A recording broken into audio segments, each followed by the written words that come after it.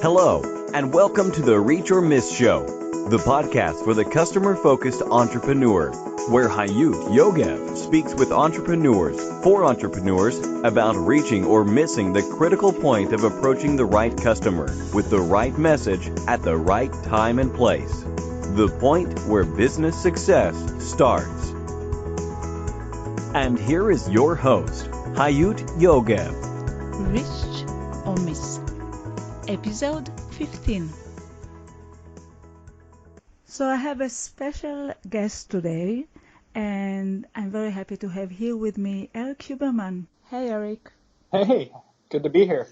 It's so great to have you here. Erik is founder and CEO of Hawke Media, a full-service outsourced CMO based in Santa Monica, California, that has been valued at $30 million.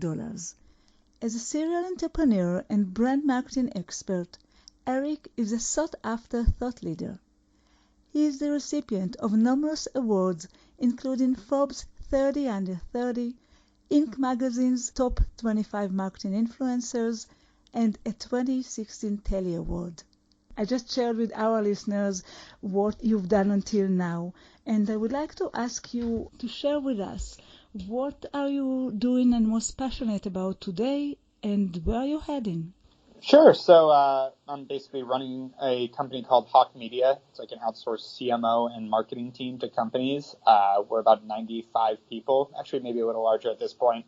And, I'm passionate about growing companies, whether it's my own or others. So I was fortunate enough to build a business around the idea of doing that. So, I have a business where I grow by growing others. And so it's been very fun.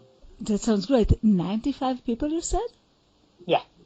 That's terrific. And you are all in Santa Monica, or you are located all over the States? We're all in Santa Monica, all full-time in our offices. That's very impressive. And where are you heading? What's in front of you? Yeah, so we're continuing to grow and build. We've already become a pretty sizable agency, and we're 3.5 years old, so it's grown very fast. But, we want to build this new guard of how we can help companies. I started this because I felt that the marketing agency model was broken and that there should be an easier way to grow your business that wasn't hiring a full team or having to hire these agencies that frankly didn't know what they were doing. So got sick of it, and this is how we started. And so started with 7 people 3.5 years ago and have grown to, it'll be actually 3.5 years next Thursday. And we've grown to, 95 plus people at this point. So congrats, you are almost celebrating 3.5. No, we're going to keep going.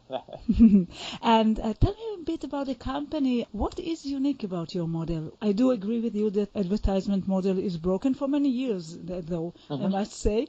And what is your model? What did you describe? What did you do different, which surely works? Sure. So basically, we've built off the idea of, first off, no long-term contracts. Everything's month to month, because if we're not doing good work, you can fire us. Like, that was number one. I always felt that way on the brand side. I've had 3 of my own e-commerce brands. And so I never understood why people would try to lock people into these long contracts. I mean, I understood why, I just don't understand why it didn't make sense for the customer. And it was one of the only industries that wasn't focused around the benefit of the customer. So I just didn't like it. Number 2, having enough services and different options in terms of different expertise that you don't have to run around grabbing different agencies, trying to vet agency after agency to find out if they actually know what they're doing. Got sick of that as well. And then one of the biggest differentiators is actually having a high-level expert working on every account so that we, are able to continue to drive and pivot and help these companies, not just the first time we talk to them, on an ongoing basis, because I used to hate the order taking that happens with account management. And what kind of companies do you work with? We're about 70% e-commerce, about 20% B2B software, 10% kind of varies. And it's, the idea is people that want to grow their revenue on using digital marketing. That's probably the best way to put it. But yeah, the companies we work with are pretty wide. We work with about 160 different brands. Wow.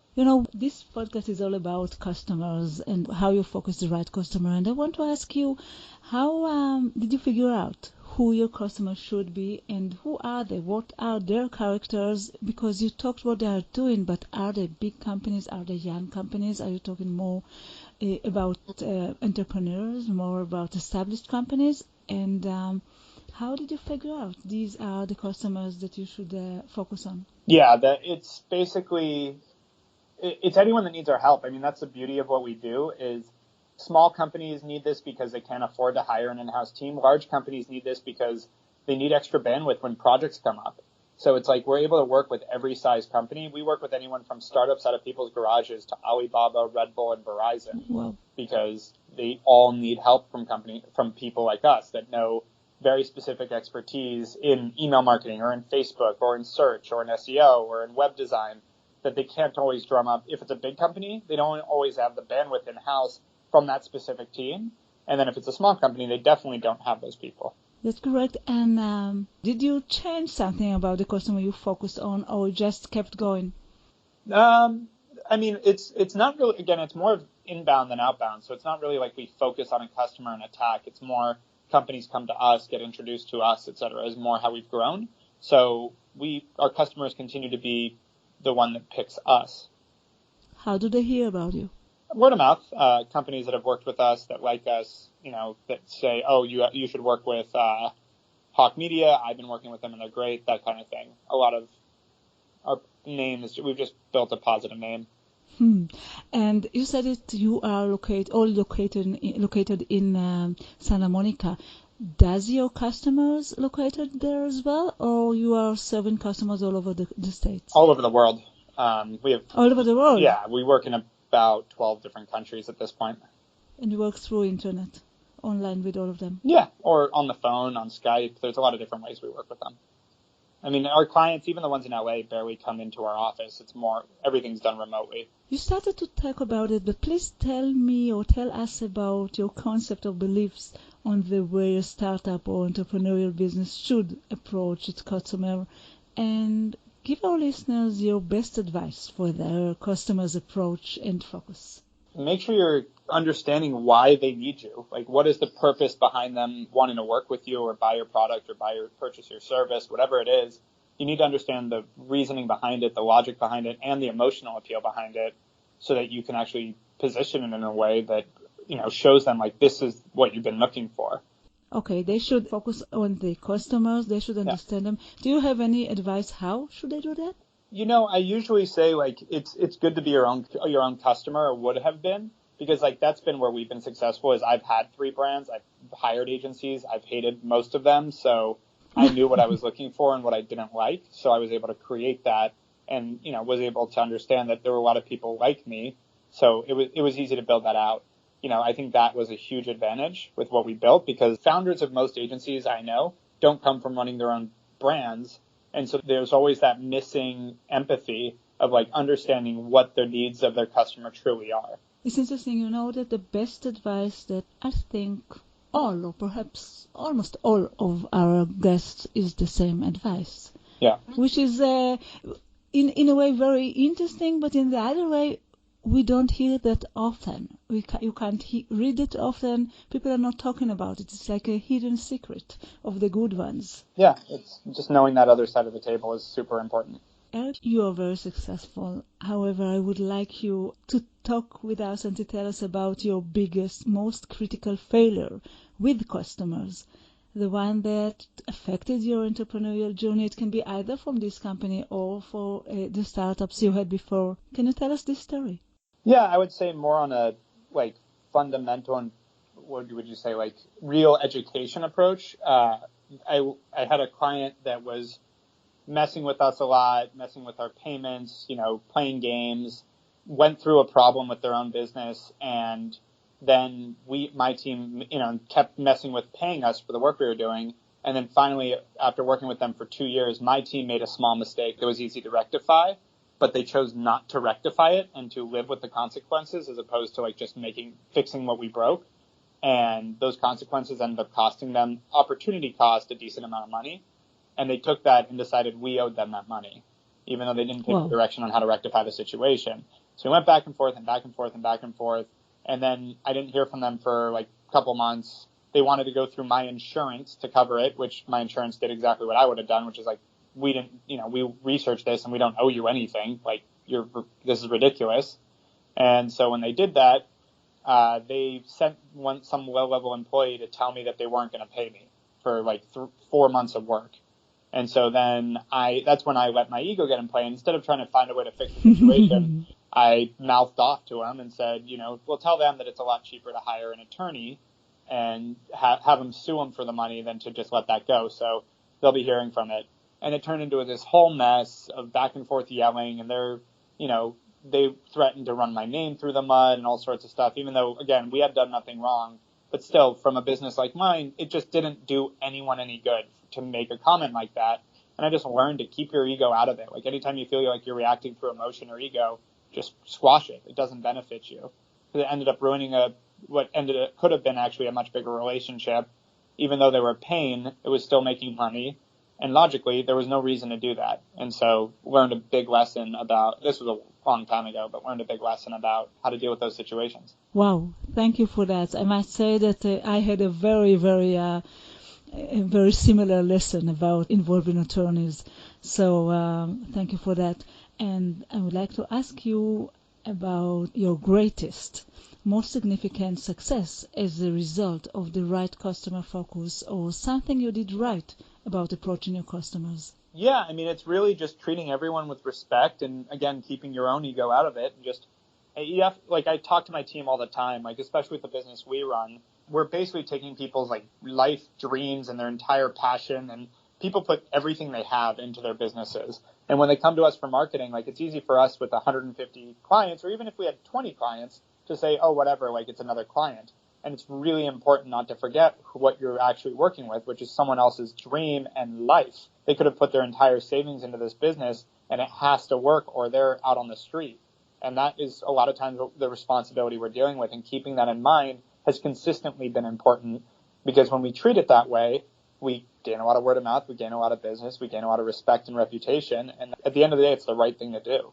Can you please give me a specific example? It's clear that that's the way you're working. But can you tell me about one story? Yeah, it happens a lot. I mean, like 2 weeks ago, we had a client. He was complaining to me, hey, your team doesn't really seem to be doing right, And he's giving me all these complaints about what my team's doing. And I'm looking at everything, and everything looks like exactly what they should be doing. So I start talking to him, and I'm listening, and I'm like, And I went, basically through asking a lot of questions, which I always do. I don't comment on anything. I just go, oh, well, what's happening here? And why is this wrong? It turns out that all he was complaining about and what he was angry about was something that he actually wouldn't let my team work on. It was the website wasn't working well, and he didn't hire us to build his website. He hired us to do advertising, but my team had actually stopped advertising because the website wasn't converting and said, you need to fix this. We can do it for you. And he had said, no, I want to do it myself. So when I got on the phone and when I figured that out, I was just like, hey, listen, what I wanted to figure out here is, are you asking me to help you as from one business owner to the other because you need help to make this work? Or are you actually saying that my team did something wrong? And what it turned out was my team had done nothing wrong. He just was tight on money and needed to show results to his board really quickly, and his own development shop had been the problem. So what we were able to do is talk through that and go, okay, well, my team can fix that. And now my team is fixing that for him, and everything seems fine because he was up against this, he's just pressure from all sides. A lot of times when someone's getting pressured, they're going to go pressure the people around them. So he came to me freaking out, and it turned out that it had nothing to do with anything my team had done wrong. I needed to jump in and just basically bridge the line of communication. And why do you consider it as such a success? Because it turned from him complaining and basically seeming like he was ready to move on and not work with us to actually doing more work with us because he realized, oh, wait, no, this is what I need to do, and this is not Hawke Media's fault. This is not something they did wrong. And so not only did we save a client, but now we may be able to save his business because we had the opportunity to fix it versus just what could have happened is argue back and forth, told him we did everything right. He goes, you did everything wrong, not ask questions, not dive into it, not respect him. I think it's a great example of putting ego aside, which isn't easy for anyone. Yeah. Never easy. You are mostly in the world of digital, but can you recommend the best or most effective technological or digital tool that's related to customer-focused marketing or sales? It depends on your business. I don't want to paint with a broad brush. For yourself. For ourselves, HubSpot has been the best tool we've had. You know, it has a combination of automation on marketing as well as the CRM side that's simple enough. Like, don't get me wrong, every one of these platforms have their challenges, and there's plenty of frustrations with HubSpot on our end. But generally, they have so much right about them that it has helped us build out our entire sales team off this. Is there any service provider, like a mentor or a consultant, that really had a major impact of your customer success and can help others? Yeah, I would say probably the best is Influence & Co. It's a really good, like, kind of ghostwriting thought leadership company. So when we deal with brands that are trying to build their, that need to build a personal brand and all that, Influence & Co. has been great. And what is the one thing that you are most fired up about today? Sure. I mean, it seems like we've started to build a company where it can grow without my direct input. 3.5 years in, I'm still our top business development person. I'm still growing the business personally, actively. And there needs to come a point as a CEO where it's not so reliant on you. And we're starting to get there pretty quickly. And so that's become very exciting. There are many things that usually impact our success, and a lot of things are involved in succeeding. However, what is the most important, the one key success factor that you say, okay, I look at my business, it can be either this business or before, and this is the one key success factor that really made it for me? I would say just getting it done. That's been the biggest separator between what I've seen as successful and unsuccessful is people that just actually execute, like go get this stuff done. And like, if you have ideas, you have, things you want to do, it really just takes doing it. I know that's ridiculous and sounds simplified, but most people I know don't actually get things done. They don't execute. They just come up with an idea. They talk about all their ideas they have. They talk about this business they're quote working on, but they don't get it done. They don't execute on it, and then it just never happens. So that's been a big one. I don't think it sounds silly or obvious, because I think it's the hardest thing to be and to find those who really execute. I've been saying it for 30 years. With marketing, it's especially difficult because you need people that really know how to imagine and create and be creative, but then you have to take it down to earth and make it happen. And I totally agree with you on that one. Finally, I just want to ask you, what is your last piece of guidance and what is the best way for people to connect with you? Last piece of guidance, if you're going to be an entrepreneur, it's a roller coaster. So not letting emotion get into it. If you get too high with the highs and too low with the lows, you're going to drive yourself crazy and it's not sustainable. You have to keep a level head on both sides. You can't get too excited with a win, to be honest, and you can't get too sad with a loss. You just have to look at it objectively and dive in. When you have a win, you have to figure out, okay, well, now that we had this win, whether it's an award or you had a big client or whatever, now how do I build off of this? And when it's a loss, you have to figure out how to fix it, not sit and wallow in it. It's about moving through those emotions. In terms of getting a hold of me, on every social media platform, it's / or at Erik Huberman, ERIK, HUBERMAN, and happy to chat. So thank you so much. We will have at our show notes every link to anything that you just talked about from your company, to other things as well, and to your recommendations.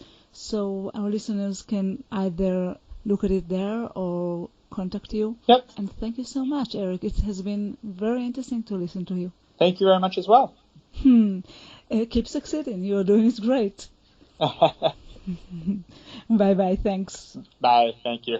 And for you, our listeners, until the next time, it all goes down to this. You either reach or miss. Keep reaching your goals and vision. Bye-bye. Thank you for listening to the Reach or Miss Show, the podcast for the customer-focused entrepreneur. You can find all the information, links, and resources that was mentioned at the show in our website, reachormiss.com. See you next week.